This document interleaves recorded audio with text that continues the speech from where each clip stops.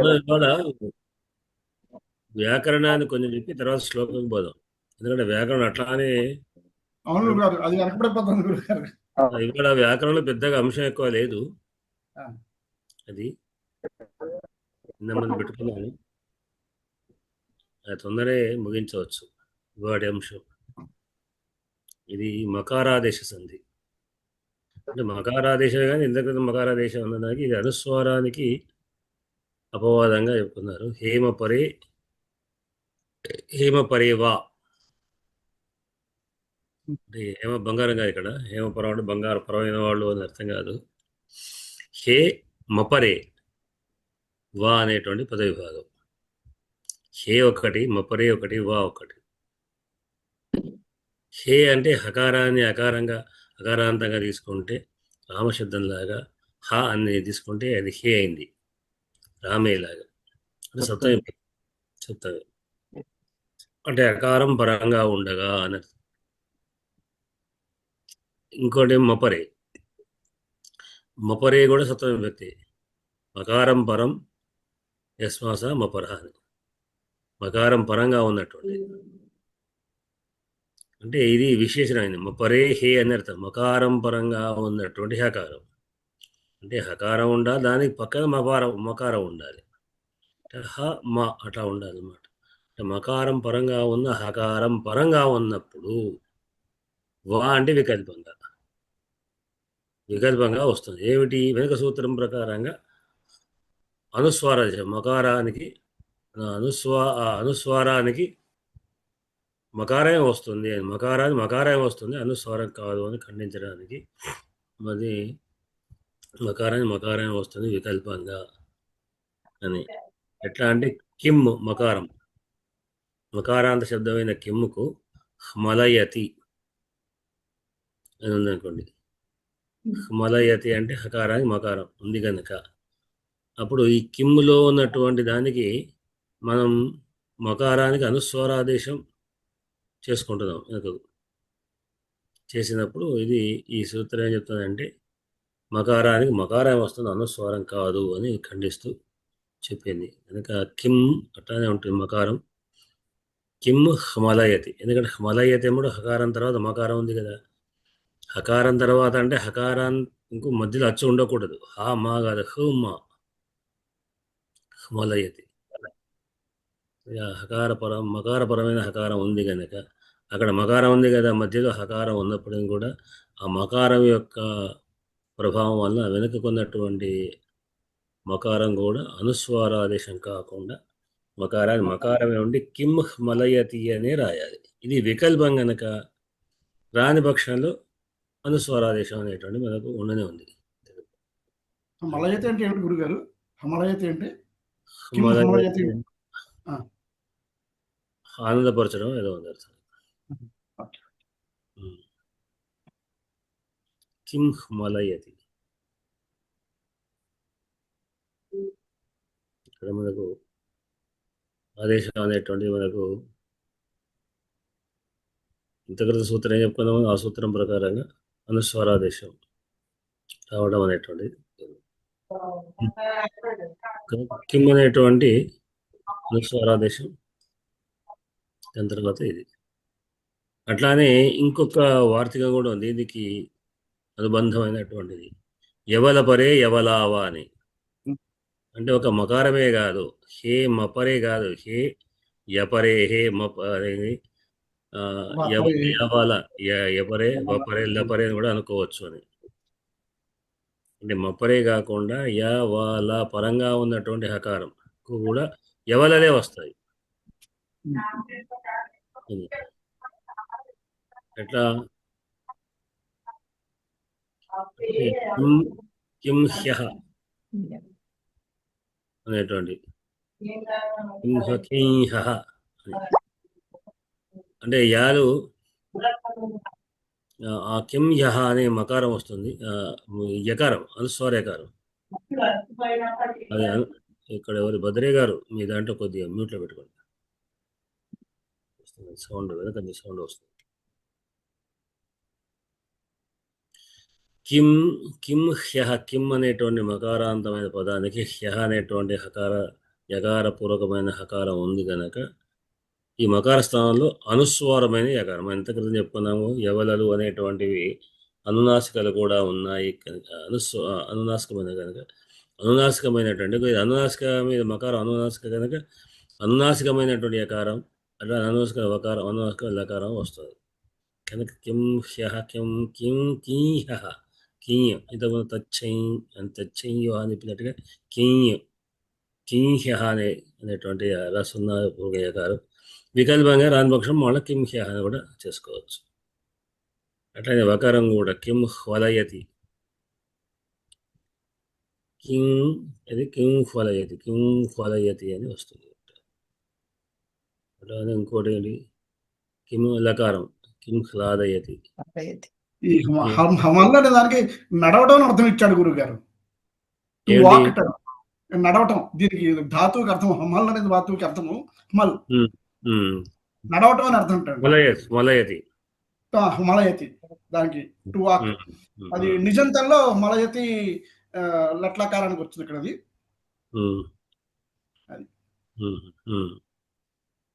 Walk అని అర్థం.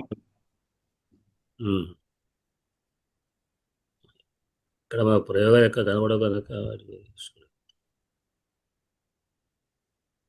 ఇది కిం హ్యః కిం హ్వలయతి కిం హ్లాదయతి కిం హ్లాదయతి అనేటువంటి అనుస్వారకమైనటువంటి లకారం వస్తుంది అనేది వికల్పంగా వస్తుంది అనేటువంటిది ఈ అనుస్వారాన్ని ఖండిస్తూ వచ్చేటువంటి ఆదేశం. అట్లా మామూలుగా లేకపోతే మకారం యకారం మామూలుగా మళ్ళీ అనుస్వారం తీసుకోవచ్చు అనేటువంటిది. నాకు ఒక చిన్న ఆహ్లాదయతి అంటే ఆనందపరచడమా? ఆహ్లాదం ఉంది కదా, అంటే ఆనందపడడం కాకుండా ఆనందపరచడమా? ఆనందపరచడమే. ఏం నిజంగా ఉంటుంది, నిజంగా చేయడం నిజంగా ప్రేరకార్థం అంటారు. అలా యా వచ్చిందంటే దాదాపుగా ప్రేరణార్థకమైనటువంటి నిజంత ఇప్పుడు ధాతువులు మీకు అవునా 2 సార్లు పెడతాను, మళ్ళీ రేపు పెడతా వీలైతే. ఎన్ని రకాల ధాతువు, ఏ ధాతు ఎన్ని రకాలు ఉంది అంటే ఒక ధాతువు కర్తర్థకంలో కర్మణార్థకంలోను నిజంతంలోను భావార్థంలో ఇట్లా మనకు అంటే యంగంతములు అనేటువంటివి ఉన్నాయి. అట్లానే నిజంతములు అంటే ఏమిటి? గచ్చతి గమయతి, ఖాదతి ఖాదయతి. ఖాదైతే తింటున్నాడు, ఖాదయతి అంటే తినిపిస్తున్నాడు, పిబతి పాయేతి త్రాగిస్తున్నాడు. అట్లానే హ్లాదయది ఆహ్లాదయ్య యా వచ్చిందంటే దాగొట్టా ఉంటుంది. ఆహ్లాదయత అంటే ఆనందపరుస్తున్నాడు, ఆనందింపజేస్తున్నాడు, ఆనందింపజేస్తున్నాడు అని అర్థం. ఇట్లా ఇంతకుముందు మహోదయ చెప్పినట్లుగా అది కూడా నడిపించడం కదా. నడిపించడం కూడా కాదు, నడిపించడమా? కదలుట మూమెంట్. కదలుట కదిలించడమా? కదిలించుట ఇంచు పదం వస్తుంది. నిజంతా ఇంచు అనే పదం వస్తుంది. పెంచుతున్నాడు అని, త్రాగుతున్నాడు, త్రాగింపజేయుతున్నాడు, ఇంచు అనేటువంటి ఉంది కదా, అట్లాంటి అర్థాలు వస్తాయి. ఇక్కడ నాకు ఒక చిన్న సందేహం సార్. చెప్పండి. ఇప్పుడు యావాలు అనునాసికంగా అన్నాసిక ఉచ్చారణతోటి పలకాలి కదా, దీన్ని సంస్కృతంలో ఎట్లా రాశారు సార్? తెలుగులో అయితే అరసున్న పెట్టి సూచించారు. అరసున్న పెట్టాడు అంతే, అరసున్న అని అనుకోవాలి మనం, అరసున్న పెట్టాడు. సంస్కృతంలో ఎట్లా రాస్తారు? అంతే, అరసున్నతోనే అక్కడ కూడా అరసున్న వస్తుంది అంటే ఉచ్చారణ ఉంటుందా, లేకపోతే దాన్ని కూడా ఉచ్చారణ కూడా అట్లానే వస్తుంది. కియ్య అని వస్తుంది. కియ్య అంటే యు వస్తున్నది, ముక్కు తాకుతాం మనకు, అనునాసిక వస్తుంది. అంటే యా వా లా అనేటువంటివి అనునాసికములు కూడా ఉన్నాయి అని మనం చెప్పుకున్నాం సంజ్ఞ ప్రకరణలు. నా సందేహం దాంట్లో ఎట్లా సూచించడం అనేది నా సందేహం. సూచనేమో రాయడంలోనేమో అరసున్న, అరసున్నతోనేమో ఇంయు అని వస్తుంది. ఇంయు అన్నప్పుడు ఈ ముక్కు కూడా కరెక్ట్ షాక్ అయితే జల్ జల్ది అంటుంది అనమాట. మనకు ముక్కులో కూడా జల్ అనేటువంటి వస్తుంది. ఇంయు అనగానే ముక్కు వస్తుంది. అదే మన తచ్చయ్యో అనేది మనకు బండ గుర్తు పెద్ద ఉదాహరణ. తచ్చంయో అన్నప్పుడు అదే తచ్చంయో ఇక్కడ కిమ్ యహ అన్నట్టు ఇంకా దానికి కాకపోతే ఈ అకారం అకారం ఉండాలి యకారం ఇక్కడ అంటే కేవలం అనునాసిక కొరకు అనునాసిక యకారం కొరకు ఉదాహరణ ఇస్తుంది తచ్చంయో అనేది. అంటే ఇక్కడ హకారం ఉంటే కూడా అదే యకారం వస్తుంది అది. హకారంకు పరంగా మకారం ఉన్న యకారము వకారం లకారం ఏవి ఉన్నా అవి అనునాసికమైనటువంటి పూర్వంలో ఉన్నటువంటి మకార స్థానంలో వస్తాయి. మకారం తర్వాత ఉన్న హకారకు ఉన్నటువంటి హకారానికి ఏవైతే పరంగా ఉన్నాయో అవే మకార స్థానంలో వస్తాయి. అంటే ఈ ఒక సూత్రము ప్లస్ ఈ వృత్తి ఈ వార్తికం ఈ రెండింటి యొక్క ప్రకారంగా అట్లా ఇది మీకు భాషాశాస్త్రంలో ఉపయోగపడేటువంటి అనమాట. అంటే మనం పలుకుతాం కదా కిమ్ మొదలైతే కిల్ పలుకుతుంటాం అట్లా. దాన్ని భాషాశాస్త్రాన్ని అంగీకరి. భాషాశాస్త్రం పుట్టిందే సంస్కృతం వల్ల తెలుసుగా మీకు. భాషాశాస్త్రానికి ప్రధానమైన కారణం భాషాశాస్త్రం పూర్వం నుంచి లేదు. భాషాశాస్త్రం ఎప్పుడు పుట్టినది ఈ 152వ సంవత్సరం 150 సంవత్సరాల క్రితం. అంతకంటే వర్ణనాత్మక వ్యాకరణం కాబట్టి దీనికి బాగా ఒక గుర్తింపు అనేది వచ్చింది. అట్లా ఒక ఎవల్యూషన్. దానికి ప్రధాన కారణం ఏంటంటే మనకు వచ్చినటువంటి పాశ్చాత్యులు ఇక్కడ ఉన్నటువంటి సంస్కృతాన్ని చూసి ఈ సంస్కృతానికి ఇంగ్లీష్కు ఉన్నటువంటి ఒక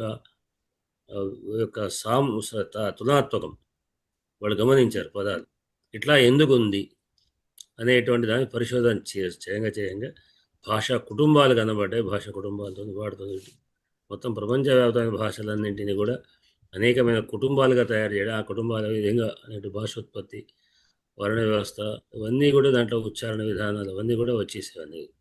అంటే అది ఒక శాస్త్రానికి ఒక తెరదీసింది అన్నమాట. దాని తర్వాత ఆ తర్వాత వచ్చేసింది. అంటే వాడికట ఈ దీంతో సంస్కృతం ఇంగ్లీష్కు ఉన్న అనుబంధం చూసిన తర్వాతనే వాళ్ళకు ఉన్నటువంటి బ్రదర్ భ్రాత బ్రదర్ మదర్ మాత అనేటువంటి ఈ పదాలు చూసే ఆ తర్వాత అంటే ఇట్లా అనేకమైనటువంటి చూడడం ద్వారా మీకు ఒక పదం తెలుసు అనుకుంటా, జంప్ అనేటువంటి పదం ఉంది. జంప్ అంటే ఏమిటి? దుమ్కొడ. ఈ దుమ్కొడ అనే పదము మీకు హితోపదేశంలో దాంట్లో కథలు కనబడుతుంది. జంపో దత్త అని అంటాడు. అంటే దుంకాడు అంతే. దాంట్లో జంపింగే స్పష్టంగా. జంపు జంపోదత్త అని దుంకినట్టుగా ఒక కథలో వచ్చింది. ఎవరు ఒక నాయకుడు నావ నుంచి దుంకాడని ఏదో కథ. ఆ కథ నాకు మర్చిపోయినాక మొత్తం జంపోదత్త పదాన్ని బాగా గుర్తుపెట్టుకోదు, బడ గుర్తులాగా వచ్చింది. అది అంటే ఇట్లాంటి పదాలు మనకు కనబడుతుంటాయి. లాంగ్వేజెస్ అన్ని దీంతో సంస్కృతంతో సంబంధం ఉన్నాయి. నార్డిక్ దేశాలు కానీ ఈ రష్యన్ ఇటు నుంచి మొత్తం దాదాపు ఒక 30-40 భాషలు కూడా చదివాను. చాలా లాటిన్, జర్మనిక్ తర్వాత అవి ఉన్నాయి కదా. తెలుగుకే ఏం సంబంధం లేదని వాదం వస్తుంది గురువు గారు. తెలుగు ద్రవిడ భాష సంబంధం. ద్రవిడ గ్రాపం వేరే. తెలుగు భాషకు తెలుగు భాషకు మనం అనుకుంటాం కానీ తెలుగు భాషకు సంబంధం లేదు. తెలుగు భాషకు ఏమి సంబంధం అంటే ఆదాన సంబంధం అనేది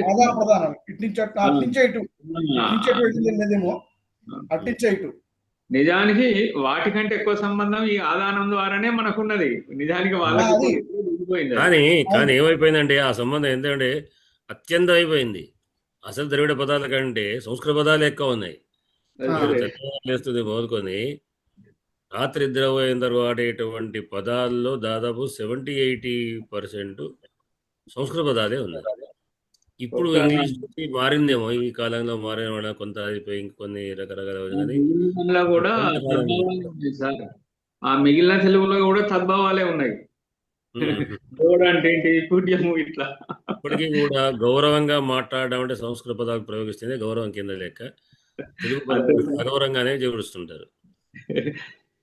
మీరు ఒక మంచి ఒక ఖచ్చితంగా మాట్లాడుతున్నాడు అంటే పదం ఒక గౌరవార్థంగా వచ్చేటువంటి ఆసీనులు గండి అనేటువంటి పదం, ఆసనం అలంకరిస్తున్నారు అధ్యక్షుల వారు, ఇట్లాంటివన్నీ ఒక స్టేజ్ మీద కానీ ఒక పాండిత్యం ఒక కవిత్వాల దృష్టిలో కానీ కావచ్చు.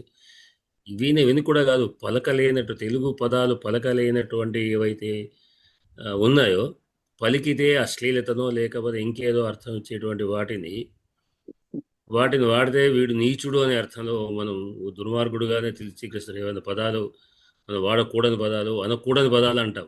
ఆ అనకూడని పదాలు దేంట్లో వాడితే వాళ్ళ సంస్కృతం మాట్లాడితే అంగీకరిస్తారు. లేదా ఇంగ్లీష్ వాడుకోండి వాడిని తీసుకోండి. కానీ అదే తెలుగు పదం వాడాడు అనుకోండి వాడిని తిడతాడు అనుకోండి. ఈ మాత్రమైన ఇంగిత జ్ఞాన లేక వీడికి అది లేదు, సంస్కారం లేదు అంటారు.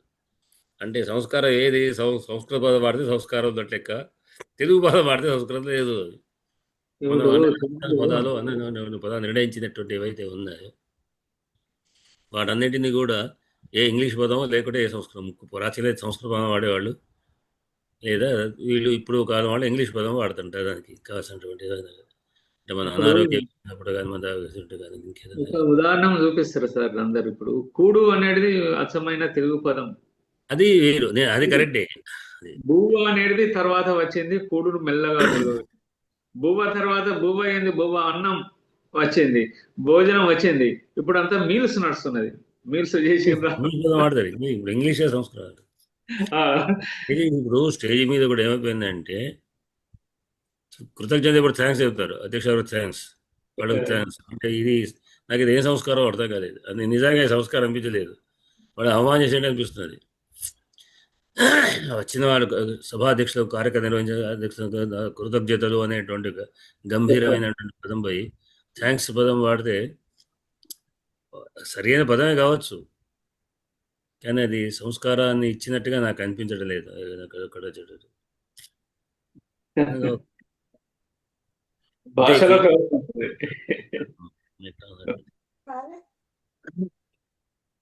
భాషల ప్రభావానికి భౌగోళిక సరిహద్దులు అనేటివి చెరిగిపోయినాయి. పూర్వం ఉండే ఇప్పుడు భౌగోళిక సరిహద్దులు లేవు.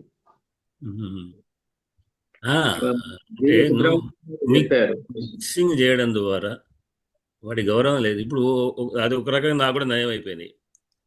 కొంతమంది ఉన్నారు ఉన్నటువంటి అహంకార పూరితులైనటువంటి వాళ్ళు కొంతమంది, కానీ లేకపోతే అక్కడ చిన్నవాళ్ళైనా కూడా వాడు నన్ను చూసే నేను వాళ్ళు నమస్కారం పెట్టలేదంతగా వాడు చూస్తుంటారు. నాకంటే 27-30 చిన్నవాళ్ళైనా కూడా అటువంటి వాళ్ళకు ఇప్పుడు కూడా నాకు నయమైన ఇంగ్లీష్లో గుడ్ మార్నింగ్ గుడ్ ఈవినింగ్ విషయం చేయొచ్చు. వాళ్ళకు ఈ నమస్కారం పెట్టకుండా అయిపోయి కదా, గుడ్ మార్నింగ్ చాలు సంతోషం, వాడు సంతోషపడదు. ఎందుకంటే అంటే అటువంటి ఆఫీసర్లు కానీ వాళ్ళు ఏమైనా కొంతమంది ఉన్నటువంటి వాళ్ళు ఎవరైతే ఉన్నారో వాళ్ళు మేమేదో ఆఫీస్లో కూర్చున్నాం పెద్ద అది వచ్చినవాడు నాకే నమస్కారం పెట్టాలి అన్నట్టుగా నమస్కారం వాడికి నమస్కారం పెట్టడం ఇష్టం లేదు. నాకు కూడా నయమైంది. గుడ్ మార్నింగ్ ఏం సార్ బాగా అంటే గుడ్ మార్నింగ్ గుడ్ ఈవినింగ్ అంటే ఇంకా అయిపోతుంది మనకి ఈ నమస్కారం. లండన్ లో ఎవరిని సార్ అని పిలవరట వాళ్ళు, భాష అయినా మంచిదే. ఇంకా సంస్కృతంలో మిస్టర్ అనే పిలుస్తారట వాళ్ళు. ఇప్పుడు గమనించే సాఫ్ట్వేర్ ఇంజనీర్లు అందరూ కూడా ఎవరెవరికి బాసులే, ఎవరెవరు గౌరవించలేదు. వాళ్ళని పేర్లతో పిలుస్తాడు, మిస్టర్ సురేష్ ఇట్లా చేయ అంతే. వాళ్ళది ఇంగ్లీష్, వాళ్ళ డైరెక్ట్ పదాలు ఏముంటే ఆ పదాలతో చెప్పడం తప్పిస్తే వాళ్ళని భాషను గౌరవం కథ ఎవరికి లేదట. ఉన్నటువంటి వ్యక్తికి చాలా గౌరవం ఇస్తారు, వ్యక్తికి వర్క్ వాళ్ళ డెడికేషన్. పైన ఉన్నటువంటి ఆఫీసర్ని గౌరవించడం అనేది మనకు ఉన్నటువంటి సంస్కారం. అది పైగా అనంతమైనటువంటి సోషల్ రిలేషన్స్ ఉంటాయి వాళ్ళిద్దరి మధ్య, ఆఫీసర్ మధ్యను వీళ్ళ మధ్యను. అందరూ కలిసి పార్టీలు పెడతారు, మందు తాగుతారు, లేకపోతే కూర్చుంటే కబుర్లు తింటారు, అన్నీ చేస్తారు. కానీ మీరు అన్నట్టు ఇప్పుడు నా పై అధికారి నేనున్నా అనుకోండి, నా కింద అధికారికి నాకు మధ్యలో గడ ఉంటుంది, నా పై అధికారికి నాకు మధ్యలో గడ ఉంటుంది. అది కేవలం ఒకళ్ళు 1-to-1 ఉన్నప్పుడు మాత్రమే కొంచెం చనువుగా మాట్లాడడం జరుగుతుంది, లేదా మీటింగుల్లో మాత్రం అంత పూర్తి దీంతో జరుగుతుంది. కానీ అక్కడ వాళ్ళ మీటింగ్లు కానీ ఇవన్నీ కూడా జస్ట్ లైక్ ఇది ఈ విదేశీ సంబంధమైనటువంటి కంపెనీలలో పనిచేసే విధానాలు. ఇప్పుడు నేను ఇవాళ బ్యాంకు వెళ్ళాను, బ్యాంకు మేనేజర్ నాకు బాగా క్లోజ్ ఫ్రెండ్, మాట్లాడుతున్నాను. ఆయన ఎవరు నాకు సాయం కొరకు అసిస్టెంట్ పిలిచాడు, సార్కి ఇది చేయని అంటే సరే వాడిని పక్క సీట్లో కూర్చోలేదు, నిలబడ్డాడు. బ్యాంకు మేనేజర్ నేనట్టే నిలబడేది. సరే నన్ను కూడా గౌరవించిపోతుంది, నా గౌరవం ఇచ్చాడు సంగతి అనేది. ఎదురు మేనేజర్ కూడా ఉన్నాడు ఫస్ట్, ఎందుకంటే వాడు కింద కూర్చోదట, నిలబడే నాకు కావాల్సిన విషయాలను కనుక్కున్నాడు. 15 నిమిషాలు నిలబడ్డాడు కానీ కూర్చోలేదు. అది అంటే ఒక బ్యాంకులో వాటిల్లో ఉన్నటువంటి విధానం. కానీ అదే మనం వీళ్ళని చూస్తుంటే వాళ్ళు కార్యక్రమం పెట్టుకుంటారు, వాళ్ళు గీటింగ్లు ఏర్పాటు చేసిన వాళ్ళు డైరెక్ట్ ఎవరి పేరు వాళ్ళని పిలువడే.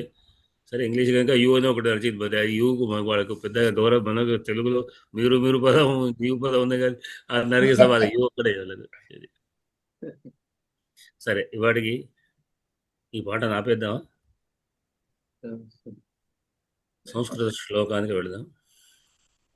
దీంట్లో మీకేం ఇబ్బంది ఏం లేదు కానీ ఓకేనా? శ్లోకం వ్యాకరణం చిన్నదే కనుక పెద్ద విషయం లేదు, ఇట్లా అనుమానాలు లేవనుకుంటానే ఏమైనా అనుమానం అంటే అడగవచ్చు. సరే దీంట్లోంచి మనం ఇవాళ శ్లోకంగా వెళదాం. ఇవాళ శ్లోకం 25వ శ్లోకం. 26. 26 26. మీరు 25 పెట్టినట్టుగా 26. ఇక్కడ పాటలు 25 పెట్టారు. ఆహా. నేను అది చదువుతాను రోజు అట్లా. దినే దినే సా పరివర్ధమానా. ఇది కాదు, ఓకే కరెక్ట్ 26 అయిపోయినా. నేను లక్షిద్దాం నిన్న పెట్టే కదా, ఆ పాట కింద శ్లోకం చూసుకుంటాను. తాం పార్వతి. అవునవును, ఇప్పుడు 26 కరెక్ట్. 26 శ్లోకం.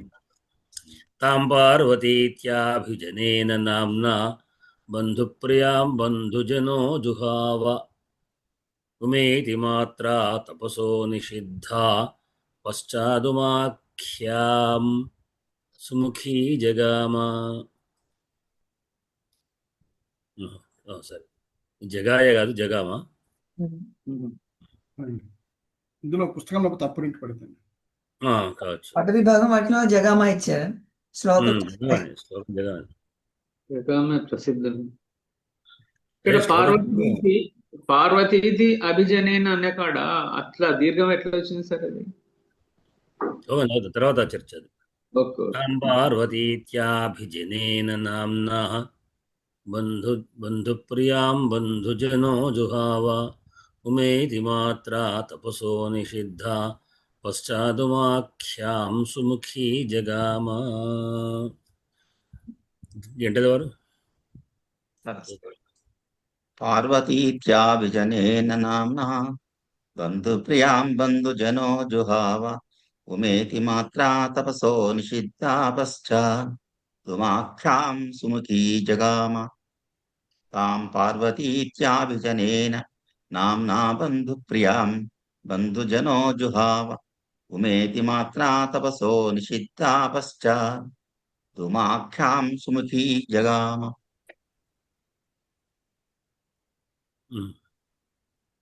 అరుణ గారు చదువుతారా? గురుగారు. తాం పార్వతీత్యాభిజనేన నామ్నా బంధుప్రియాం బంధుజనో జుహావ ఉమేతి మాత్రా తపసో నిషిద్ధా పశ్చాదుమాఖ్యాం సుముఖీ జగామ.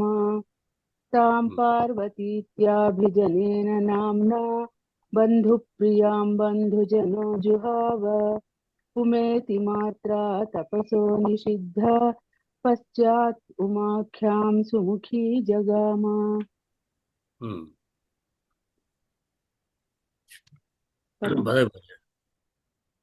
తాం పార్వతీ ఇతి అభిజనేన నామ్నా బంధుప్రియాం బంధుజనః జుహావ.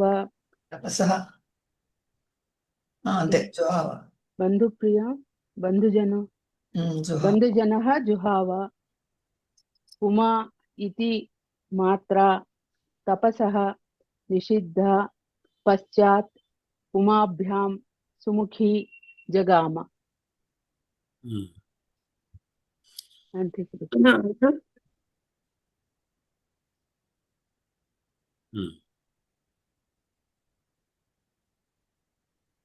రాజయ్య గారు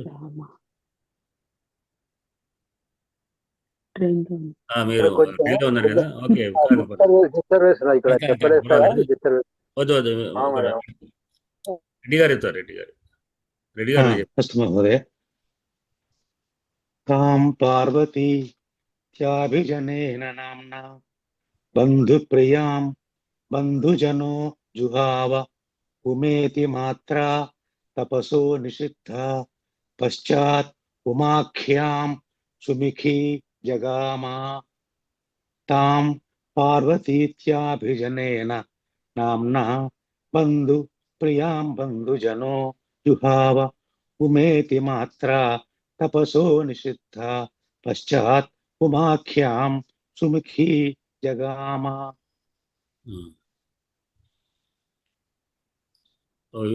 చెప్పండి, విభక్తులు చెప్పండి.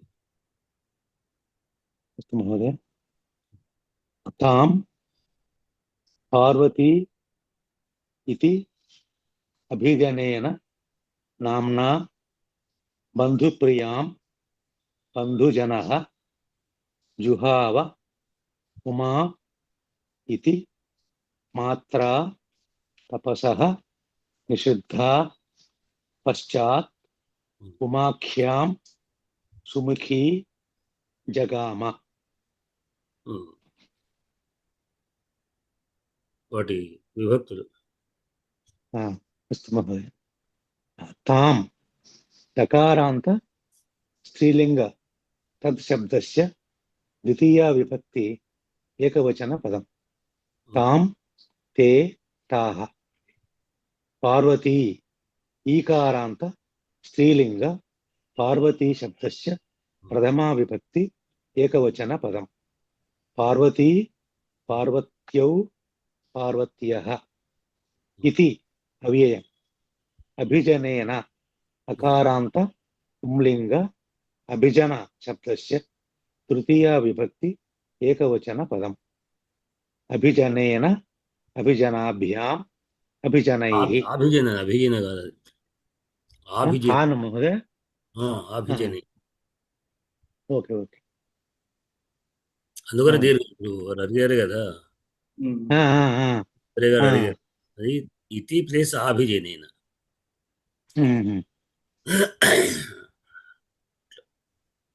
దగ్గర అరుణ గారు ఏం చెప్పారు? అభిజన నామ్నా నకారాంత నపుంసకలింగ నామన్ శబ్దస్య తృతీయా విభక్తి ఏకవచన పదం. నామ్నా నామభ్యాం నామభిః. బంధుప్రియాం ఆకారాంత స్త్రీలింగ బంధుప్రియా శబ్దస్య ద్వితీయా విభక్తి ఏకవచన పదం. బంధుప్రియాం బంధుప్రియే బంధుప్రియాః. బంధుజనః అకారాంత పుంలింగ బంధుజన శబ్దస్య ప్రథమా విభక్తి ఏకవచన పదం. బంధుజనః బంధుజనౌ బంధుజనాః. జుహావ క్రియాపదం. అది అది హూ అనేది ధాతు ఉన్నట్లుంది. దాని అర్థాలు ఏది? ఇచ్చుట, తినుట, వేయుట అని ఉంది.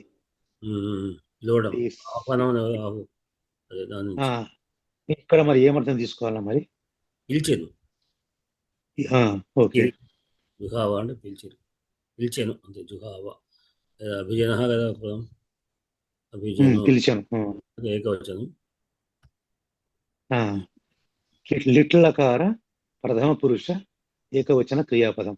జుహావ జుహువతు జుహుః. జుహ్వతు జుహుః.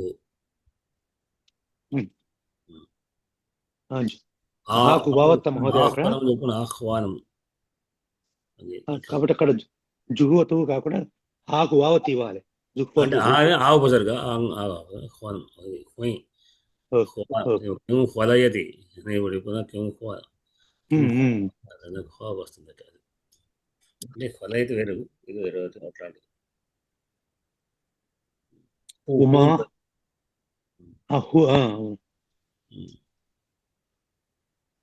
ఆకారాంత స్త్రీలింగ ఉమా శబ్దస్య ప్రథమా విభక్తి ఏకవచన పదం. ఉమా ఉమే ఉమాః ఇది అవ్యయం. మాత్రా రుకారాంత స్త్రీలింగ మాతృ శబ్దస్య తృతీయా విభక్తి ఏకవచన పదం. మాత్రా మాతృభ్యాం మాతృభిః. తపసః సకారాంత నపుంసకలింగ తపస్ శబ్దస్య పంచమీ విభక్తి ఏకవచన పదం. తపసః తపోభ్యాం తపోభ్యః. నిషిద్ధ ఆకారాంత స్త్రీలింగ నిషిద్ధ శబ్దస్య ప్రథమా విభక్తి ఏకవచన పదం. నిషిద్ధ నిషిద్ధే నిషిద్ధాః. పశ్చాత్ అవ్యయం. ఉమాఖ్యాం ఆకారాంత స్త్రీలింగ ఉమాఖ్యా శబ్దస్య ద్వితీయా విభక్తి ఏకవచన పదం. ఉమాఖ్యాం ఉమాఖ్యే ఉమాఖ్యాః. సుముఖీ ఈకారాంత ఉమాఖ్యాం అన్నారా? ఉమాఖ్యాం ఉమాఖ్యాం ఉమాఖ్యే ఉమాఖ్యాః. సుముఖీ ఈకారాంత స్త్రీలింగ సుముఖీ శబ్దస్య ప్రథమా విభక్తి ఏకవచన పదం. సుముఖీ సుముఖ్యౌ సుముఖ్యః. జగామ అది గమ్లు ధాతువు. అయితే మారుస్తే గమ్ అని బ్రాకెట్లు ఇచ్చారు. జగామ గతౌ గమ్ ధాతువు. గమలురు గతవు అని అంటే రెండు ఒకటేనా మహోదయ? గమ్ములు అన్నా గమ్మన్నా అనేటువంటి ఒక కోడ్ అది. గమ్ములురు గత గమ్ ధాతువే, దాన్ని గమ్ములురు గతవు అంటాం.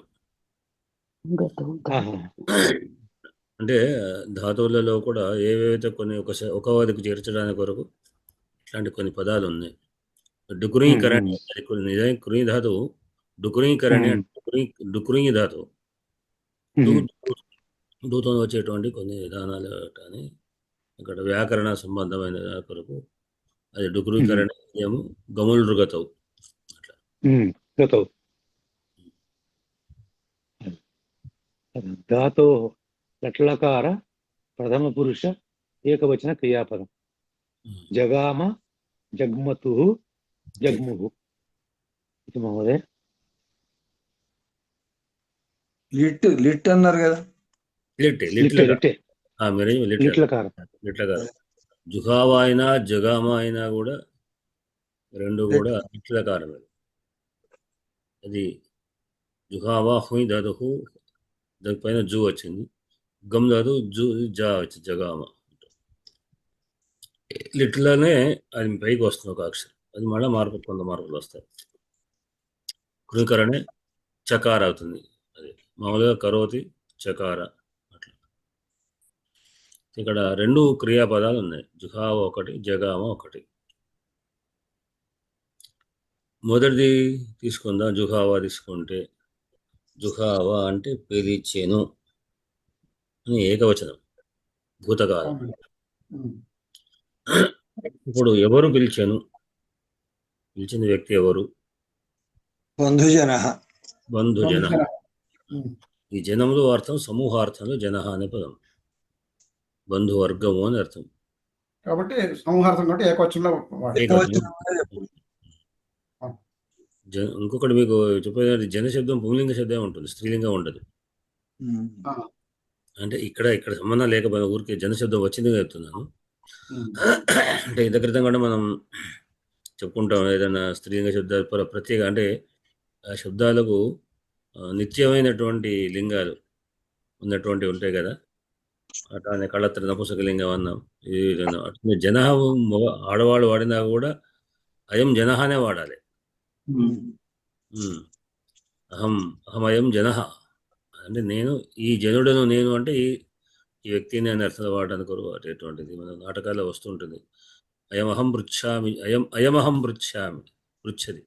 అప్పుడు అయం వాడితే ఇది వస్తుంది.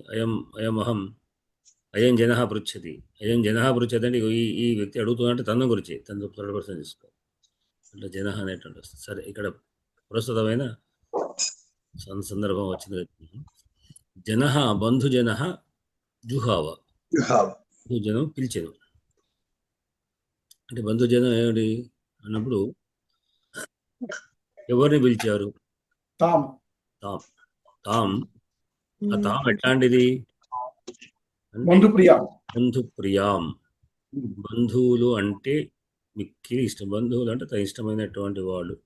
ఒక రకంగా పాటే అమ్మవారి దృష్ట్యా భక్తులు ఇష్టమైనటువంటి వాడు అని అర్థం కూడా మనం అని అనుకోవచ్చు. బంధువులకు ఇష్టమైనదనే బంధువులు అంటే ఇష్టమైనది. రెండో అర్థం చెప్పుకోవచ్చు. బంధువు బంధువు ప్రియ అది సమాసాలు ఎట్లాగా అట్లా తీసుకోవచ్చు. బంధు ప్రియ బంధువులకు ఇష్టమైనటువంటి బంధువులు అంటే ఇష్టపడి మీరు పోనీ మీ ప్రకారం చెప్పుకుందామంటే బాగానే ఉంటుంది. ఎందుకంటే ఎప్పుడే పుట్టింది కనుక బంధువులకు ఇష్టమైనటువంటిది. అది ఒకటి కర్మధార సమాసం, ఒకటి బహుళీ సమాసం. బంధువులకు ప్రియమైనటువంటిది. బాంధవ ప్రియ అంటే బంధువులు అంటే ప్రియం కలిగినటువంటిది అనేటువంటి బహుళీ సమాసం బంధుప్రియ అని కూడా వాడవచ్చు సమాసం. ఇక్కడ మనం మీరు చెప్పిన ప్రకారమే వాడుకుందాం. బంధుప్రియ అంటే బంధువులకు ప్రియమైనటువంటిది.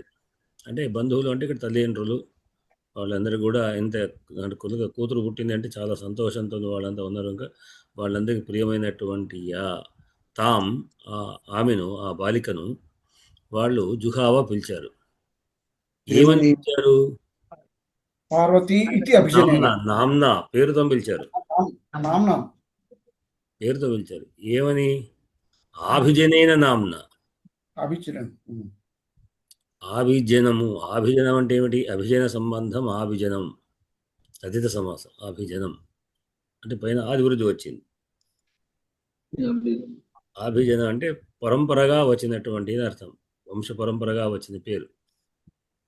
వంశ పరంపర అయినటువంటి పేరు అంటే ఏమిటి? ఏం పేరు అంటే పార్వతీ ఇది. పర్వత కూతురు కదా కనుక పరంపరగా వచ్చేది పార్వతి అనే పేరు వచ్చేసింది. పార్వతి అనేటువంటి పేరుతోని వాళ్ళు పిలిచారు. పుట్టిన తర్వాత నామకరణం చేస్తారు కదా. నామకరణం ఎన్నడు చేయాలి? 12వ రోజు చేయాలి. అంటే జాతాశౌచం అయినాక చేస్తారు 12వ రోజు. తర్వాత పరంపరలో ఇప్పుడు ఏమిటంటే 12 అటు చౌకైనా 12 ఇటు పుట్టడానికైనా 12 బాగాలేదు. మళ్ళా తర్వాత మార్చి 21గా చేస్తుంటారు. అది బహుశా మా ప్రాంతంలో అందరికి ఉందని నాకు తెలియదు.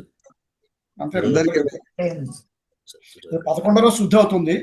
12వ రోజు 11వ రోజు శుద్ధి అయిపోయింది. 21వ రోజు చేస్తారండి. అయితే నామకరణం కంటే ముందు ఇంకా సంస్కారాలు ఉన్నాయి. ఏమిటవి అంటే జాతకర్మ ఉంది. అది దాంట్లోనే చేయాల్సింది. అది 3వ రోజు చేస్తారండి. 3వ రోజు చేయాల్సింది. పుట్టిన తర్వాత ఎన్నో రోజు అనేది మొత్తానికి జాతకంలోనే చేస్తుంటారు.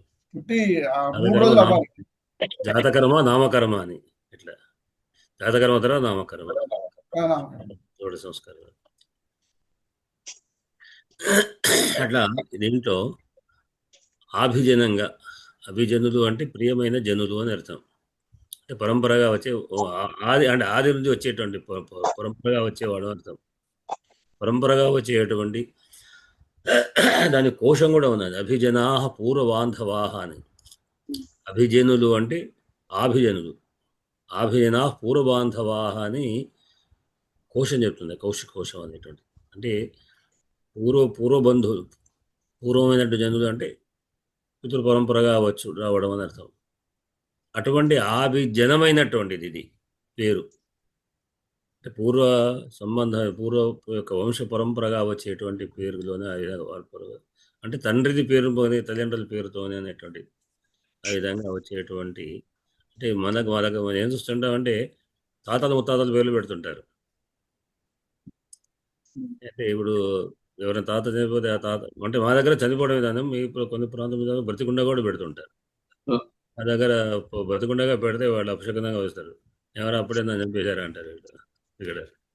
అది కనుక మా దగ్గర వాడు మనోడు పేరు పెట్టారంటే వాడు అప్పటికే ఆ తాత చనిపోయిన తాత పేరు పెడతారు, లేకుంటే నాన్నమ్మ పేరు పెడతారు.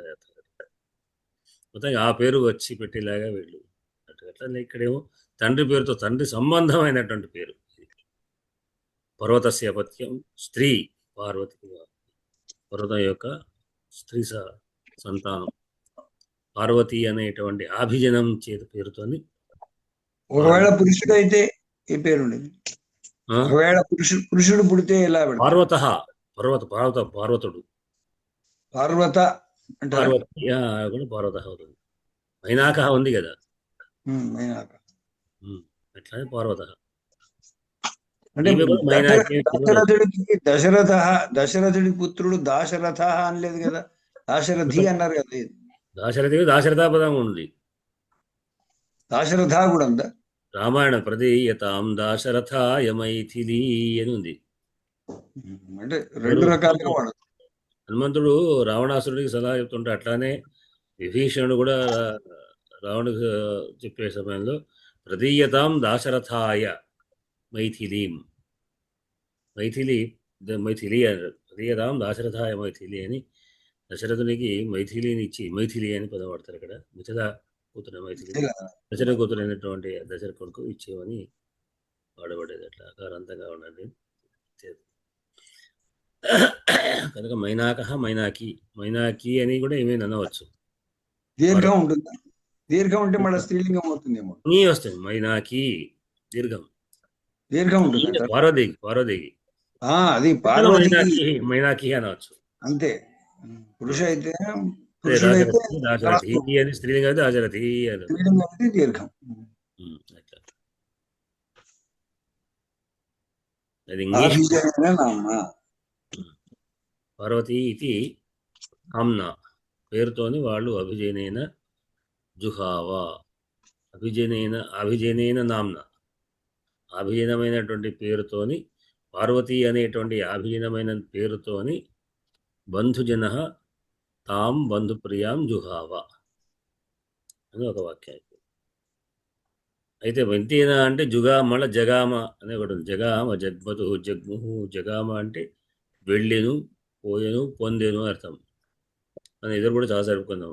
ఎక్కడైతే వెళ్ళుట అనే అర్థం ఉందో ఆ ధాతువులకు పొందుట అనే అర్థం కూడా ఉంది. రెండు ఒకే అర్థంతోనే ఉంటాయి.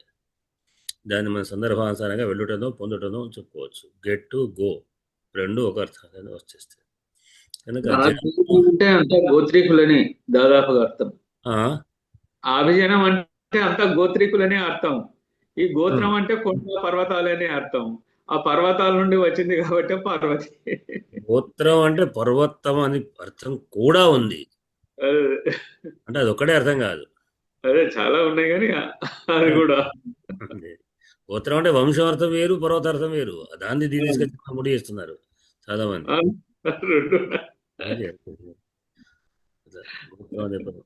అంటే మీరు గోత్రం అనే దానికి వంశం వ్యాకరణం వస్తుంది. గోత్రం ఎక్కడ స్టార్ట్ అవుతుంది? గోత్రికులకు కూడా ఇదే పేర్లు మనం చెప్పుకున్నటువంటి. కనుక గోత్రం అంటే 4వ తరం నుంచి 4 తరాల పూర్వం వాడు గోత్రం అని చెప్పుకోవచ్చు. అండి ఫలానా గోత్రం అని. సరే, అది వ్యవహారంలో ఉందా లేదా సంగతి తర్వాత వ్యాకరణంలో వస్తుంది. అట్లా అంటే దాని సంబంధంగా గోత్ర సంబంధంగా ఆదివృద్ధి రావడం తద్దిత సమాసంలో ప్రకరణలో వస్తుంది.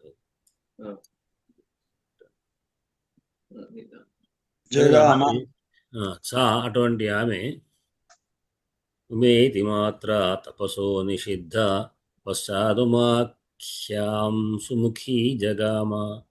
జగామ అంటే పొందెను. కహా జగామ లేదా కా జగామ అంటే సుముఖి. సుష్టు ముఖం యస్యాస సుముఖీ అనేది బహుళ సమాసం. చక్కనైన ముఖం కలిగినటువంటిది. అటువంటి ఆమె జగామ అంటే పొందెను. ఇక్కడ పొందేను అర్థం తీసుకోవాల్సి వస్తుంది. పొందింది ఏం పొందింది అంటే ఉమాఖ్యాం. ఆఖ్యాం ఉమగా చెప్పబడేటువంటి. ఆఖ్యాం అంటే చెప్పబడు. ఉమాఖ్యాం ఉమా అనే విధంగా చెప్పబడేటువంటి ఉమా అనేటువంటి పేరును, ఆఖ్యా అనే పేరు, ఉమా అనేటువంటి పేరును పొందింది. ఎప్పుడు? తర్వాత. అంటే పశ్చాత్ అంటే తర్వాత కాలంలో. అంటే పేరు పెట్టలేదు అక్కడ. పేరు పెట్టారు, పార్వతిని పేరు పెట్టారు. కానీ ఉమా అనే పేరు తర్వాత కాలంలో వచ్చింది. కూడా సూచించాడు అక్కడ సూచన. పంచమ సర్గలో ఉంది. అంటే కారణం ఎందుకొరకు అంటే నిషిద్ధం వలన, నిషేధం చేయడం వలన. ఎవరి చేత చేయబడింది? తల్లి చేత. దేనికి అంటే తపస్సు నుండి నిషిద్ధం చేయబడింది. తపస్సు నుండి నిషిద్ధ. ఏమని? దేని కొరకు అంటే ఊ మా ఇది. ఊ అంటే ఒయి అని ప్రేమవచనంగా మనం ఏ ఇలాంటి పదం వాడతాం కదా. ప్రేమగా ఒయి అని లేకుంటే జనరల్గా ఆడపిల్లని అమే ఏమి అని అంటాం, ఏలు ఓలు అంటాం కదా, ఈ ఓ అనేటువంటి అదే విధంగా ఓ ఊ మా వద్దు. ఊ అంటే హే అనే ఓ అనే అర్థం ఒకటి. స్త్రీలింగ అనే పుంలింగ సంబంధం లేదు. ఊ అంటే సంబోధార్థకమైనటువంటిది. మా అంటే వద్దు. ఉమేష మనం దాంట్లో తీసుకున్నాం ఒక సందులో. ఉమేష ఈ ఇంద్ర అని ఇక్కడ చెప్పుకున్నాం కదా. మనం మనం ప్రకృతి మన ఏమైంది ప్రకృతి భావంలో చెప్పుకున్నాం. అక్కడ సంధి రాదు అని చెప్పుకున్నాం. ఓ ఉమేష అనేట అట్లా ఉమా ఇతి మా అంటే అంటే ఓయి మా వద్దు అని తపస్సు నుండి నిషిద్ధం చేయబడింది గనక చేస్తే ఏమైపోయింది, ఆమె అంగీకరించేది అర్థం. అక్కడ అంగీకరించిన తర్వాత వచ్చేది ఏం నమ్ముతుంది కనుక అటువంటి సమయంలో ఉమా ఉమా అని చెప్పడం వల్ల అదే పేరై ఆ తర్వాత ప్రసిద్ధమైపోయింది అని తపస్సు నుండి నిషిద్ధం ఇవాళ తెలుస్తుంది ఈ అర్థం. ఈ అర్థం ఇవాళ తెలుస్తుంది. ఉమా అంటే ఇన్నాళ్ళు ఆ ఉమా అనుకునేవాళ్ళం, అందులోంచి వచ్చింది అకార ఉకార మకారాల్లోంచి ఓం నుంచి వచ్చిందా, అది ఓం లోంచి ఇదే ఉమా కూడా ఇందులోంచి ఉన్నట్టు అన్న భావంలో ఉండేవాడు. అంటే మనం ఒక విశ్లేషణ ఇంగ్లీష్ అయితే అదే వస్తుంది. యుఎంఏ ఉమా కేయుఎం ఓం అనేటాడు ఈ విధంగా ఉంది అని చెప్తున్నాడు. అది అట్లా తల్లి చేత నిషిద్ధించబడింది అంటే పార్వదేవి వద్దనది. అయితే తర్వాత ఆమె మన ప్రభావ చేసిందో ఏదో అంగీకరించిందో వేరే విషయం. తర్వాత మన పంచవసరం ఏదో వస్తుంది అక్కడ. అప్పుడు అనుకొరగానే ఆ పేరు వచ్చింది అనేటువంటిది. అయితే ఇక్కడ జనరల్గా ఏంటంటే తల్లి నిషేధించింది అంటే తల్లి ప్రేమతోని వ్యతిరేకించింది. ఎందుకంటే కూతురు కష్టపడుతుంది. ఇంకొకటి ఏమిటంటే వయసు కూడా చిన్న వయసులో వీళ్ళంతా. నిజానికి ఎప్పుడు అష్టవర్షాభవేత్ కన్యా అని 8 ఏళ్ల లోపలే పెళ్లి చేయాలి. 8 లోపలికి సంబంధించినటువంటి పెళ్లి అయిన అర్థం. ఆమె 15, 16, 20 వచ్చిన పెళ్లి చేసుకోలేదు. ఎందుకంటే చిన్న వయసులో అంత చిన్న అమ్మాయి తప్పదు అడవులకు వెళ్ళి రాముడు కూడా సీతాదేవి వద్దన్నాడు, అడవులకు వద్దు అన్నాడు. ఉద్దేశం ఏంటి, వాళ్ళు కష్టపడతారు వద్దనే ఉద్దేశం, ఇవి కూడా కష్టపడతారు వద్దు అనేటువంటి ఉద్దేశంతోనే అంది, వాత్సల్యంతో. అయితే అదే ఏమైపోయిందంటే తర్వాత కొన్ని సినిమాలలో సీరియళ్ళలో వాటిలో వీటిలో ఏం చేస్తారంటే శివుడు అంటే ద్వేషి అయి ఆమె నాకు ఇష్టం లేక అది అన్నట్టుగా ఏదో క్రూరమైన భావంతో చూపించారు. కానీ అక్కడ మనకు పంచమ సర్గ అంటే ఈ విషయం మళ్ళీ ఇంత క్రితం కూడా చెప్పాం, కానీ మళ్ళీ కూడా చెప్తున్నాను అదే విషయాన్ని. పంచమ సర్గలో వాళ్ళు వచ్చి మహర్షులంతా వచ్చి వాళ్ళు అడుగుతారు ఈయనను ఎవరు హిమవంతుడిని, అంటే శివుడే పంపిస్తాడు నేను వివాహం చేసుకుంటాను పర్వతాన్ని పంపిస్తే అప్పుడు వాళ్ళు వచ్చి అడిగితే అప్పుడు హిమవంతుడు తన ఒక దాంట్లో ఆమె చూస్తాడట. చూస్తే అంటే చూడటమే పరస్పరం వాళ్ళందరూ చూసుకుని ఆ పక్కకే ఉంటుంది. అంటే ఈ సంభాషణ చేసేప్పుడు పార్వతీదేవి ఉంటుంది, మేనకాదేవి ఉంటుంది, ఆయన హిమవంతుడితో పాటు ఉండి అక్కడ ఆమె వివాహ విషయం మరి ఏం చేద్దామంటే వీళ్ళు ఇట్లా శివుడు యొక్క గొప్పతనం చెప్పి విశ్వబంధురు భవ విశ్వ గురువురు గురువు అని అంటారు వాళ్ళు. విశ్వగురువునకు నువ్వు గురువు కావాల్సింది అని. గురువు పదం అక్కడ ఎడతామంటే అత్తమామలు గురువులు అంటారు. కానీ విశ్వగురువు అయినటువంటి వాడికి నువ్వు గురువు కావాల్సిందని వాళ్ళు అనేక చెప్పి ఆయన అభిలేషిస్తున్నాడు అని అంటే అప్పుడు ఆయన హిమవంతుడు తక్కువ ఓకే సరే ఎంత మాట అనో లేకపోతే తన అభిప్రాయం చెప్పడం కూడా కాకుండా వెంబడే మేనాదేవిని చూశాడు మొహం. చూస్తే మేనాదేవి యొక్క చూపుల ద్వారానే ఆమె అంగీకరించింది కనుక అక్కడ ఏమంటారంటే కన్యార్చన కుటుంబిన అంటే కన్యార్థులైనటువంటి అంటే కూతురు కలిగినటువంటి తండ్రులు తన తల్లి ద్వారా తన భార్య ద్వారా ఆ అమ్మాయి యొక్క అభిప్రాయం తెలుసుకుంటారని విషయాలు తెలుసుకుంటారు అని కనుక ఆమె అభిప్రాయం తెలుసుకొని ఆమె అభిప్రాయం అంటే కూతురికి ఇష్టము తల్లికి ఇష్టం అనే విషయాన్ని గుర్తించి అప్పుడు ఆయనే అంగీకరించాడు అనే విషయాన్ని చెప్పాడు అక్కడ. అంటే హిమవంతుడైనప్పటికీ కూడా అంత పెద్ద జగద్గురు అయినటువంటి పరమేశ్వరుడు కోరుతున్నాడు అనగానే ఎంతో సంతోషం ఎంత మాట అనే విషయాన్ని తక్కువ చెప్పకుండా తన కూతురు అభిప్రాయం ఏమిటి తన భార్య అభిప్రాయం ఏమిటి అనే విషయాన్ని కనుక్కొని చెప్పాడు. అప్పుడు అంటే అర్థం ఏంటి, ఆమె కూడా అంగీకరించింది వెంబడే. అంటే ఏదో తర్వాత విచారిద్దామనో మళ్ళీ ఈ చర్చల్లో తీసుకొని మరి ఇంత అటువంటి వాటితో అంటే ఏం చెప్పలేదు.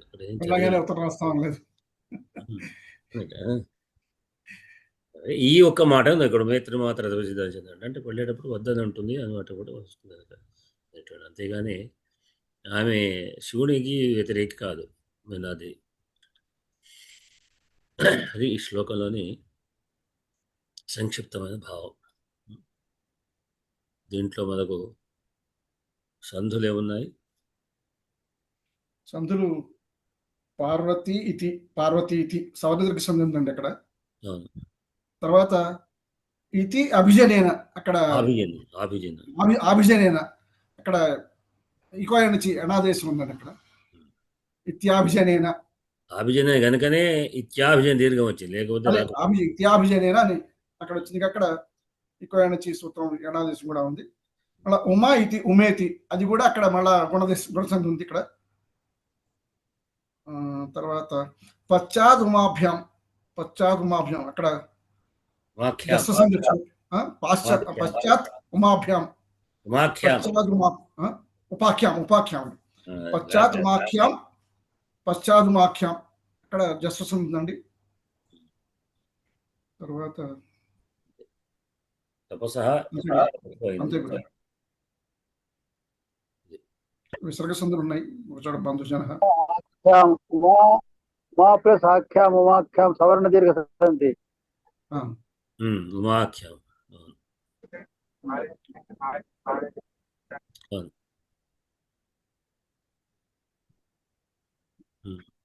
దీంట్లో ఇంకేమైనా మీరు చెప్పాల్సిన ఉన్నాయా, అడగవలసిన ఉన్నాయా?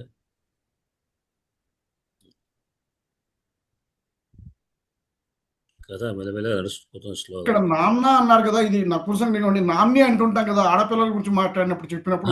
నామ్న పేరుతో శబ్దం యొక్క అభిజనేన నామ్న అంటే పరంపరగా వచ్చి వంశ పరంపరగా వచ్చి పూర్వీకుల పరంగా వచ్చినటువంటి పేరుతో జుహావ పిలిచాను. ఆమెను లేదు, ఆమె అనేసుకున్నారు. ఇందులో నాకు 2-3 సందేహాలు ఉన్నాయండి. అవి అడగండి. శ్రీ గురుభ్యో నమః. బంధుప్రియాం బంధుజన అని 2 పర్యాయాలు దీన్ని ఎందుకు తీసుకోవాల్సి వచ్చింది? ఒకటి బంధు పదం వేరు, బంధు ప్రియ పదం వేరు. అదే అంటే అంత ఇదిగా దాన్ని పునశ్చరణ ఎందుకు చేయాల్సి వచ్చింది? ఇంకా అక్కడ వేరే పదం వేసుకోవచ్చు ఒకటి. తర్వాత పిలిచెను అనే దానికి జుహావా అనే పదం వాడుకోవడంలో నాకు ఒక విశేషం ఏం కనబడుతుందంటే, మామూలుగా మనం అగ్నిలో హోమం చేసేటప్పుడు జుహోమి స్వాహ అని దేవతలను ఆహ్వానిస్తాం. ఆ శబ్దం ఇక్కడ ఆమెను ఆహ్వానించినట్లుగా పిలిచినారు అనేది మనకి ఇక్కడ ఈ జుహోమి శబ్దంలో కనిపిస్తుంది. పిలిచెను అని జుహావా అనడంలో. తర్వాత ఇక్కడ సుముఖి అనేటటువంటిది ఎందుకు వాడారో, జుహోమి ఉందా? జుహావా జుహోమి స్వాహ అంటాం కదా. అగ్నే ఇదన్నమః అగ్నాయ స్వాహ, ఇంద్రాయ ఇదన్నమమ జుహోమి స్వాహ. జుహోమి ఆహ్వానించడం. జుహోమి మరి అది వేరు. జుహోమి అనేటువంటిదేమో హవనం చేయడం, ఆ ధాతు వేరు. ఇది ఆహ్వానానికి స్వాహ అని పిలిచేటువంటి దేవతను ఆహ్వానించడానికి. జుహోనం అంటే హవనం వేరు, ఆహ్వానం వేరు. జుహోమి అంటే నేను అగ్నిలో నూనె చేయడం, హవిస్సును చేయడాన్ని జుహోమి అంటారు. పోలికలు ఉన్నాయి, పోలిక ఉంది, ధాతు వేరు. ఇది హుయి ఆహ్వానంకు సంబంధించి హూయతి అనేటువంటి ధాతు ఉంది. ఇది లిటిలో జూ వచ్చింది పైన, జుహోమి అయింది. అదే ఏదైనా అదొక అంటే దేవతలను ఆహ్వానించినట్లుగా స్ఫురింపజేయడానికి కొరకు అని కావచ్చు బహుశా. తర్వాత ఈ సుముఖి అనే ఎందుకు వాడాడో ఇక్కడ, సుముఖి అనే పదం ఎందుకు ఉపయోగించాడో నాకు అర్థం కాలేదు. జగామ అనేది సరిపోయింది. శుభకరమైన మీరన్నట్టుగా పొందెను వెళ్ళను ఈమె వద్దన్నా ఆమె వెళ్ళింది, అది సరిపోయింది అక్కడ జగామా పదం. కానీ సుముఖి ఎందుకు వాడాడు అనేది నాకు ఉమ్. అది అక్కడ ఏమంటుంది? ఆమె శోభనం ముఖం యస్యాస సుముఖి అని. అదే అక్కడ అక్కడ ఆవశ్యకత ఏం కనబడింది అని. అంటే ఆమె జనరల్ అంటే ముఖం చూస్తేనే శుభకరాలు జరుగుతుంటాయి. ముఖ సందర్శనం చేతనే మామూలుగా అమ్మవారి దేవతలను మనం తెల్లవారు ముఖం చూస్తే శుభకరం అనేటువంటిది. అందుకొరకు ఎవరి ముఖం చూడకుండా చక్కగా ఒక క్యాలెండర్ వేసుకొని మన బెడ్రూమ్లో ఎదురుగుండా ఎవరైనా దేవతల యొక్క ముఖాలు చూస్తే మంగళకరం. సుముఖం, సుష్టుముఖం. గణపతి కూడా సుముఖుడని పేరు. ముఖైకదంతస్య కవిలో గజకర్ణిక అనేటువంటి కనుక అది నాకు గురించింది. అందుకే సుముఖి అనేటువంటిది కేవలం విశేషణని కాకుండా మంగళకరమైనటువంటి అర్థమైన ముఖం కలది. అంటే ఆమె చూడగానే శుభాన్ని కలుగుతుంటాయి. ముఖం అంటే వాక్కు అనే అర్థం కూడా తీసుకున్నప్పుడు, సుష్టు ముఖం అంటే చక్కనైనటువంటి వాక్కులు మాటలు కలిగినటువంటిది, శుభకరమైన మంగళకరమైనటువంటి మాట్లాడితే మంగళకరమైనటువంటిది అనే అర్థాలు కూడా మనకు అనేక అర్థాలు కూడా మనం చెప్పుకోవచ్చు. ఇది మీరు ఏదో మనసులో ఉంటుంది, ఏదో మీరు అది కూడా చెప్పేస్తే అయిపోతుంది మాకు. ఎందుకంటే మీరు ప్రశ్న వేస్తారని ప్రశ్న కాదు, మనం టెస్ట్ చేసి తర్వాత మీరు చదువుతారు. ఆన్సర్ దగ్గర పెట్టుకుంటారు. అంటే ముందు మనకు దాని మీద దృష్టి నుంచి తర్వాత వారు చెప్తారు. అది అదేం లేదు అయ్యా, అంత ఏం లేదు. కాకపోతే మీరు అన్నట్టు ఇక్కడ మనకు నిషిద్ధం అనే పదం ముందర వచ్చింది కదా, దాన్ని వ్యతిరేకిస్తూ తపస్సు సుముఖం అయిపోయింది, సుముఖమైందని ఇక్కడ తపస్సు ఉమేతి మాత్ర తపసో నిషిద్ధ పశ్చాత్ అక్కడికి పూర్తి చేసేసి ఉమాఖ్యాం సుముఖీ జగామ అని చెప్పడంలో పశ్చాత్ సుముఖీ ఉమాఖ్యాం జగామ అది మీరు అన్నట్టుగా అదే ఇక్కడ భావన కూడా వచ్చినట్టున్నది కింద దేంట్లో వచ్చినట్టు. దాంట్లో ఏంటంటే ఆమె ఆ నిషిద్ధాన్ని సుముఖంగా అయింది, అది నిషిద్ధంకు వ్యతిరేకించిన ఇక్కడ సుముఖి వాడాడు అనేది నా ఉద్దేశం. అవునవును, అదే అదే అర్థంలో ఇక్కడ వ్యాఖ్యానంలో నేను చూడలేదండి. కాళిదాసు గారు ఆలోచిస్తూ ఉంటారు. ఇక్కడ మలినాథుడి వ్యాఖ్యానంలో కూడా ఏమన్నాడంటే నిషిద్ధ నివారిత సతీ సుముఖీ సా.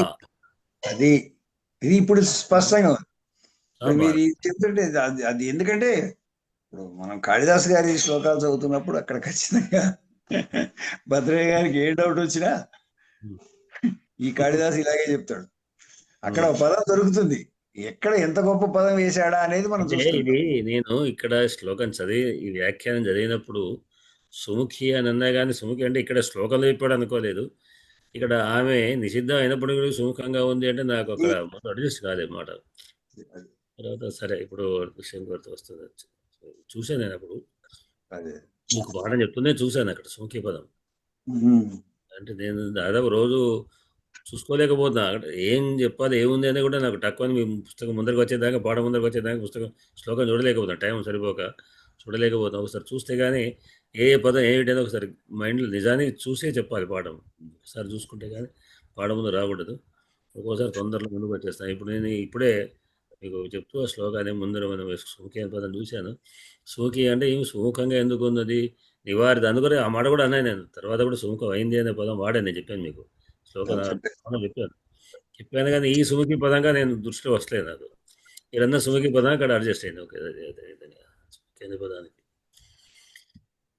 అది సరేనా? ఇంకా అయ్యా సంతోషం. ముఖము అన్నప్పుడు వాక్కు అనేది ఎలా సమర్థనీయమయ్యా? ముఖనాసిక వచనం. ముఖము అంటే మనం మాట్లాడేటువంటి వచ్చేటువంటిది పదాలు అని అర్థం. అంటే మంచిగా పలికేటువంటి అర్థంలో ముఖనాసిక. ముఖం అంటే వదనం కాదు, ముఖం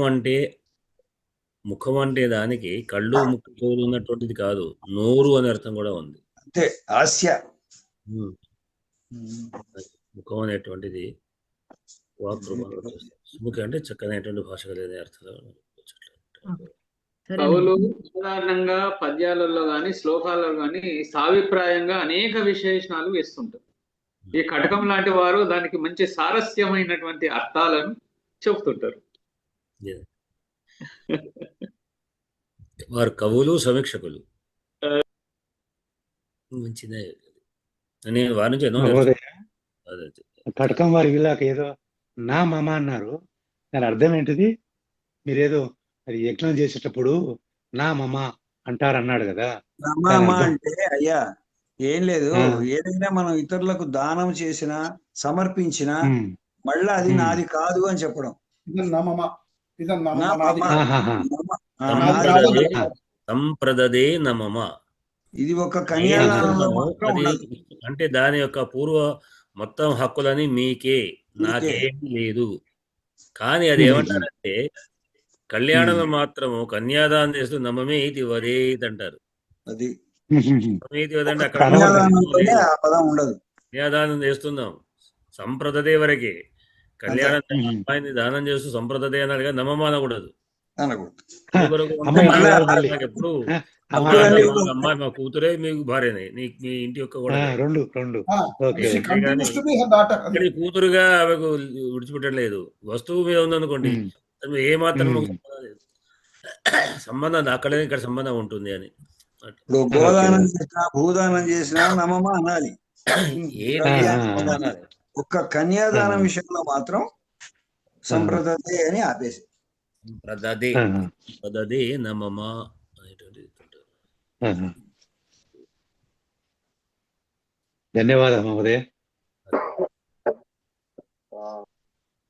ఇవాళ మీరు ఛందస్సు లోపల ఒకటి మనం ఆత్మ అది ఇచ్చారు కదా, ఆ పైన ఇక్కడ క్ష అనేట వచ్చింది కదా. నా నా యొక్క అనుమానం ఏమిటంటే యతి ఉన్నప్పుడు ఆ ఉంటే అక్కడ విరుపులో ఆ రావాలి, అంతేగాని సంయుక్తమైన పదం రావడం. ఇది రాజయ్య గారు ఏమంటారు? రాజయ్య గారు చూసారో దాంట్లో శంకరాభరణంలో హ్యా అని యా వచ్చింది అక్కడ. ఖ్యాలో హ్యాలో యా ఉంది కదా, యా వచ్చింది కనుక ఓకే. ఇక్కడ ఆగు యాగు సరిపోయింది కదా. అయహ అనేది యతి స్థానాలు ఉన్నాయి కాబట్టి అంటే అక్కడ ఆగు పదంగా రాలేదు అట్లా. అంటే అంటే అయ్యా యతి విషయంలోకి వచ్చేటప్పటికి అది ద్విత్వాక్షరమైన మరింక సంయుక్తాక్షరం అయినప్పటికీ కూడా అందులో ఏ ఒకటి సరిపోయినా యతి సరిపోతుంది అనేది రూల్. శర్మ గారు కాబట్టి చిన్న ఇక్కడ సందేహం. ఆత్మ ఆత్మ అని ఇక్కడ ముందు ఉంది కాబట్టి ఈ ఆకు సంబంధించి అక్కడ యా అనేది ఖ్యా, అది ద్విత్వాక్షరం కావచ్చు, సంయుక్తాక్షరం కూడా కావచ్చు. యకారం ఉంది, ఆ యకారానికి యతి, అది సరిపోయింది. శర్మ గారు చిన్న సందేహం. ఇప్పుడు అది అచ్చుతో బిగినైంది కాబట్టి యకారం సరిపోతుందా, లేకపోతే యకారంతో ఉంటే అచ్చు సరిపోతుందా? అక్కడ ఓన్లీ అకారంతో అచ్చుతో ఉంది కాబట్టి యకారం ఉన్నప్పుడు అక్కడ అచ్చు ఒకటి ఉంటే సరిపోదు, అక్కడ అచ్చు ఒకటి ఉంటే సరిపోదు, అక్కడ అది ఆయహ అయి ఉండాలి. యకారం అంటే ఇప్పుడు ఇక్కడ నా సందేహం ఏంటంటే ఆత్మశ్లాఘము ఆత్మతో బిగినైంది, అది ఆతో బిగినైంది కాబట్టి ఖ్యాతిలో యకారం ఉంది, సరిపోయింది అది. అదే ఇక్కడ బిగినింగ్ యాతో అయితే అక్కడ ఆతో వేయచ్చా, వేయకూడదు? అక్కడ అంటే ఆ వేయచ్చు. ఎలా వేయచ్చు? ఆ అక్షరంగా వేయచ్చు. ఆ అక్షరంగా విడిగా అంటే ఆది ఆ అక్షరం ప్రారంభమై ఉండాలి, ఆ అక్షరంగా వేయచ్చు. కానీ మీరు కేవలం ప్రతి హల్లులో ఆ ఉంది కదా అని కాదు. నేను అదే ప్రతి హల్లులో దా అన్నా కానీ అందులో ఆ ఉంది కదా అంటే కుదరదు. ఇప్పుడు చూడండి, ఆ సంధి రూపంలో బిగినైంది. దంభాచారము అన్నాము, దంభ ఆచారము సంధలు ఇక్కడ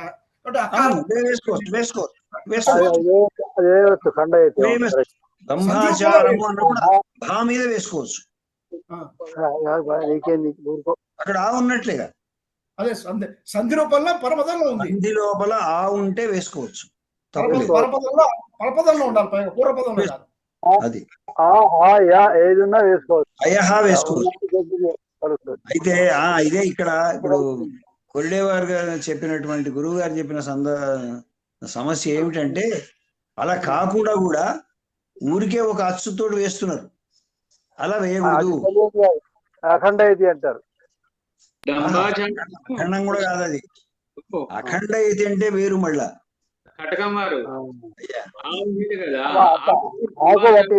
ఉన్నప్పుడు ఆకు కలుస్తుంది, ఆకు కలుస్తుంది, అక్కడ అది సరిపోయింది. ఇప్పుడు అక్కడ ఆ ఉంది అనుకోండి, ఇక్కడ రామ ఉంది, రాకార ఉంది కదా, కుదరదు. అంటే అట్లా కుదరదు కదా. అది సంధి రూపంలో ఉండాలి, సంధి రూపంలో ఉండాలి, పరపదంలో ఉండాలి. పూర్వపదంలో కూడా సరిపోదు, మళ్ళీ పరపదంలో ఉండాలి. ఇక్కడ పా ఉన్నది అనుకోండి, పావును డంబాచారము బాచారం ఉన్నది అనుకోండి, అప్పుడు అఖండ యతి అంటారు దాన్ని. నిజానికి ఆచారంలో ఆకారం కుదురుతుంది, ఓకే. డంబాచారంలో డంబాచారంలో ఆ ఉంది, ఆచారం అఖండ యతి అనే దాన్ని అదొక సబ్జెక్ట్ సపరేట్. సంధిలో ఉన్నది అఖండ యతి కాదు, సంధిలో ఉన్నది అఖండ యతి కాదు. అయ్యా నన్ను చెప్పని. అఖండ యతి అంటే ఎప్పుడంటే మనము దానిని విడగొట్టి విడిగా చెప్పుకోలేనప్పుడు దాన్ని అఖండ యతి అంటాం.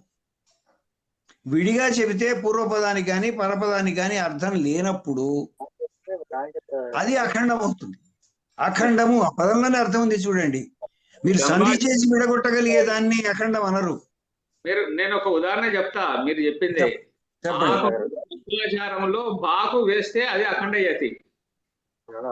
మీరు అంటే నేనేం చెప్పలేను.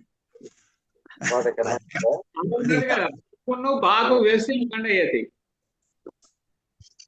అది అఖండం కాదండి, అది ఖండమే. బాకు వేస్తే ఖండము కాని రీతిలో పదాలు ఉన్నప్పుడు మాత్రమే అఖండము.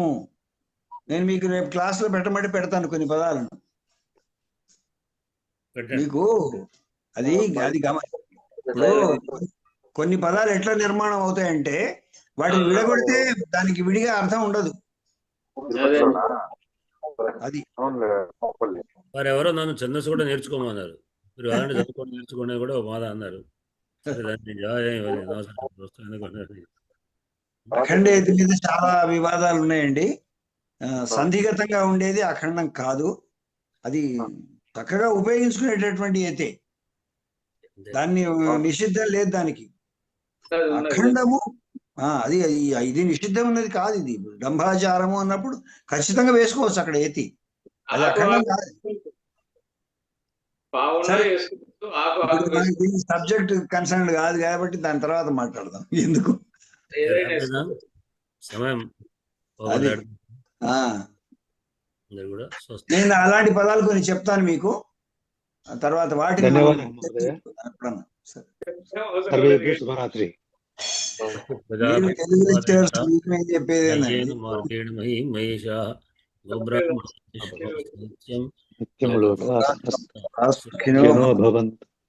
ఓం శాంతి శాంతి. కాకుండా ఎవరు ధన్యవాదాలు. నమస్కారం. నమస్కారం. ధన్యవాదాలు.